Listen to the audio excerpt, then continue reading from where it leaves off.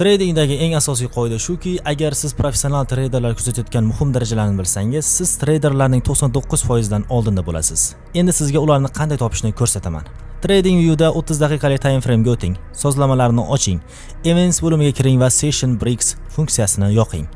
Endi har bir savdo kunini qayerda ochilgani va qayerda yopilganini aniq ko'ra olasiz. Keyin chap tomondagi asboblar panelini oching, Fixed Range Volume Profile vositasini tanlang va uni oldingi savdo kunining butun diapazoni bo'ylab cho'zing. Shunda siz 3 ta muhim darajani ko'rasiz: Point of Control, Value Area Low va Value Area High. POC eng kuchli daraja hisoblanadi. U sizga oldingi sessiya davomida eng katta hajmdagi savdolar aynan qaysi narxda amalga oshirilganini ko'rsatadi. Va bu grafikdagi shunchaki tasodifiy chiziq emas. Bu katta kapital, ya'ni haqiqiy pul ishlagan nuqta. Endi narx ushbu darajalardan biriga qaytganda nima bo'lishiga e'tibor bering. Narx bu darajadan rad etiladi va aniq davom etuvchi harakatni amalga oshiradi.